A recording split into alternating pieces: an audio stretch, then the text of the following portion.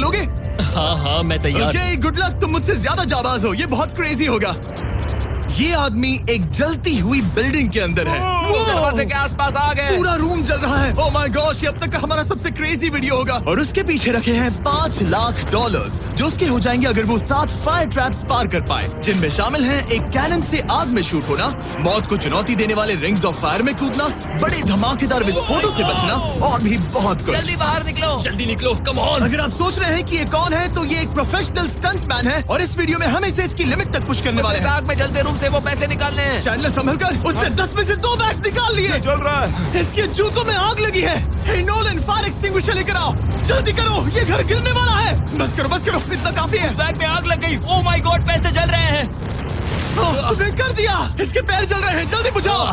मेरा दिल जोरों से धड़क रहा है। तुमने इस बिल्डिंग से $2.5 लाख निकाल लिए हैं। चलो चलते हैं अगले डेथ ट्रैप की ओर।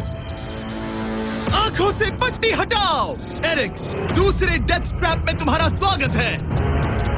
ये क्या है ब्रो? हम अभी कितनी ऊंचाई पर हैं? काफी ऊंचाई पर। तुम्हें नीचे देखना है? बिल्कुल नहीं। और यहाँ आग लगाओ।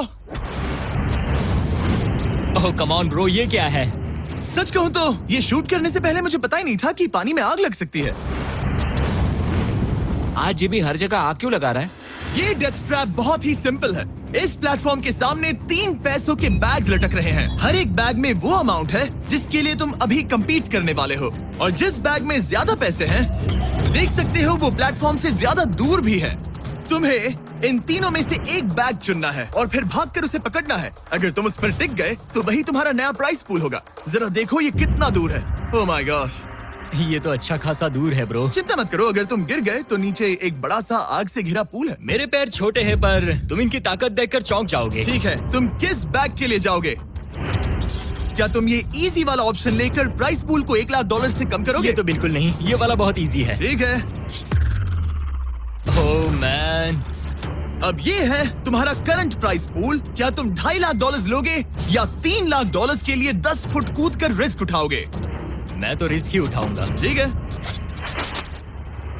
अब सिर्फ $3 लाख वाला ऑप्शन बाकी है तो ठीक है मैं तैयार हूँ। और इसी के साथ ओह अब आग के साथ उन सिजर्स से भी बचना। ओके। क्या प्राइस पूल में सिर्फ $50,000 जोड़ने के लिए ये रिस्क उठाना सही है? मुझे अपने फैसले पर अफसोस मत करवाओ। जरा एक बार मुझे तुम्हारा जंप देखने दो। चलो कम ऑन। तुम्हें आसानी से 3 लाख मिल जाएंगे ना। मुझे नहीं क्या लगता वो बात कर है पाएगा। भाई, उसने क्या 10 फीट जंप दूर मारा। जंपने के लिए। $3 लाख दाव पर हैं। 10 करोड़ लोग देख रहे हैं। देखते हैं क्या होगा। Let's go. 3, 2, 1, बाय।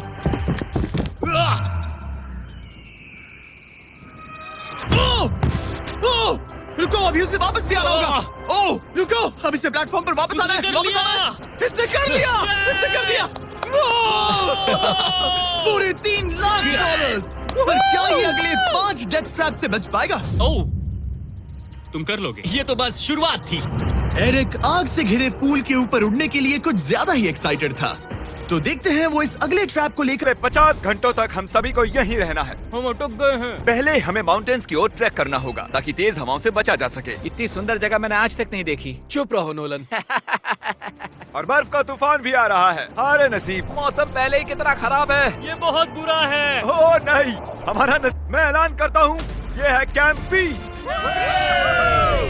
तापमान -30 डिग्री है और अगर हमें अगले 49 घंटे जिंदा रहना पकड़ो है इसे, पकड़ो। मेरा टेंट उड़ने ही वाला था। तो हमें जल्दी से टेंट्स लगाने होंगे। ट्यूटोरियल में बताया इसे एक एंगल से लगाना होगा। पता नहीं क्यों पर ये गलत लग रहा है। ये जमीन पर इतना नीचे कैसे है? ये मेरे स्लीव में घुस गया है। ये बिल्कुल बच्चों जैसे हैं। हम तो गए। वो ये एक्चुअली प्रोग्रेस कर रहे हैं। जरा हमें देखो, हमें एंटार्क्टिका में एक आम समस्या होती है, खराब मौसम टेंट उड़ा देता है। हमें स्नो ब्लॉक्स काट कर टेंट्स को हवा से बचाना होगा। तो हम इन आइस ब्लॉक्स की एक दीवार बनाएंगे और हमारे कैंप को सुरक्षित करेंगे। यहाँ आने के बाद से तापमान भी बहुत भारी है। डूडी, आज तक का हमारा किया गया सबसे मुश्किल काम है। बीस कैंप बनकर तैयार है। अब जो बर्फ की दीवार बन चुकी है, उम्मीद है हवा हमारे टेंट्स को नहीं उड़ाएगी। एंटार्क्टिका में मुश्किल यह है कि सूरज यहाँ कभी भी नहीं ढलता, तो दिन रात का पता ही नहीं चलता। मेरा पेट मुझे बता तो देगा। पेट क्या कहता है? अभी क्या वक्त? डिनर का वक्त। Welcome home Honey. पानी को संभाल कर इस पैकेट में डालेंगे और फिर 10 मिनट में खाना तैयार। एंटार्क्टिका में ऐसे ही खाना खाते हैं। सच में इसका टेस्ट अच्छा है। मैं सोने के लिए तैयार हूँ। मेरे टेंट में है नोलन और ड्रीम। और कार्ल, तुम्हारे टेंट में? मैं, चैंडलर, सैपनैप और जॉर्ज। तुम सोने वाले हो ना? हाँ। मैं बहुत थका हुआ हूँ, बीमार हूँ। अंटार्कटिका बीमार पड़ने के लिए सही जगह नहीं है। जिमी को पता नहीं है कि हम लोग सुरंग बना रहे Oh हैं। my God. चलो चले। सच में कमाल की बात है। इसलिए ग्लव्स और गॉगल्स ताकि आंखें जम न जाएं, और इतना कुछ पहनने के बावजूद अब भी फ्रॉस्ट बाइट हो सकता है। दूसरे दिन की शुरुआत में दो ऐसी बहुत ही जरूरी चीजें हैं जो हमें करनी होंगी। नंबर 1, आपको लगेगा अंटार्कटिका में कहीं भी सुसु कर सकते हैं, लेकिन ऐसा नहीं है। हमें इन बॉटल्स में सुसु करके वीडियो के अंत तक इन्हें साथ रखना होगा। यहाँ -20 डिग्री है, देखते हैं मैं कर पाता हूँ या नहीं। मैंने कर दिया। उसने कर दिखाया। दिया मैंने। बहुत बढ़िया। ओह, इसमें पूरे 5 मिनट लगे। और नंबर 2, सबको टॉयलेट भी जाना है, तो हम टॉयलेट टेंट बनाने के लिए कैंप से दूर जा रहे हैं। मुझे टॉयलेट जाना है। अंटार्कटिका की सबसे बुरी बात है कि बर्फ के बड़े बड़े तूफान अचानक से आ जाते हैं और हमारी स्किन लिटरली जमने लगती है। और हर कोई जानता है कि माउंटेन पर चढ़ने के बाद हम उसका नाम रख सकते हैं। मेरे साथ कौन आएगा? मैं नहीं। मैं जल्दी से जाकर सामान लेके आता हूँ। ठीक है।